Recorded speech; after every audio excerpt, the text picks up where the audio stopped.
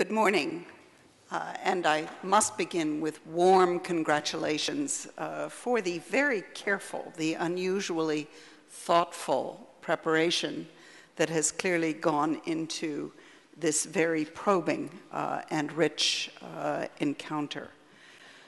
My title is really Why Religion Matters for the Challenges of Global Poverty. Oops, let's see.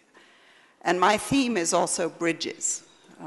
And my theme is that bridges are about hope, soaring inspiration, but that we have some substantial gorges to cross. They are gorges among different religious traditions and views, but also between the institutions in the secular as well as the religious world, which is, in a sense, what my life has been focused on for the past decade.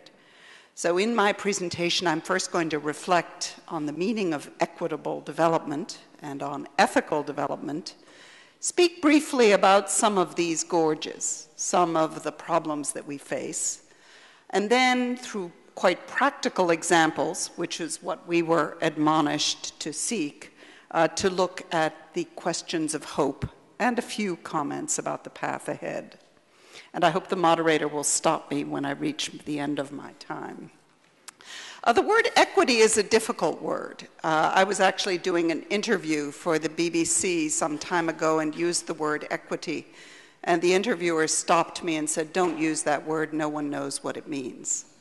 But it's an interesting word because it is used in contrast to equal, which for some people implies sameness, the same.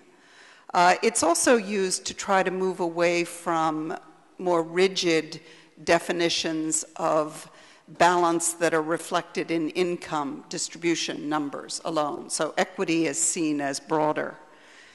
But it's an interesting word, and you see it very much highlighted in Caritas in Veritate, because it means both fighting poverty and misery, but also looking beyond to what we mean by an equitable, sustainable, and just society. To me, the ethics of fighting poverty, of wanting every child to have enough to eat, a chance to go to school, of avoiding disease and death that is easily avoidable in today's world, has an ethical foundation that is crystal clear. But the path to achieving what we know can be done is a complex one. In other words, fighting poverty requires partnerships, it requires creativity, it requires working together. It's not a question of waving a magic wand and ending poverty. So the ethics are simple, the practicalities are very difficult. When you come to the question of equity, the ethics are very complex, and we've barely begun to approach the practical tasks of how to achieve an equitable world. And why is it complex? I see at least three tensions or complex issues between individual freedom and the community, which comes out in discussions of equity, between continuity, preservation of our traditions, and change, the joys and benefits as well as the tumult of modernization, and between creativity and the quest for striving for new heights, and solidarity and working together as a community.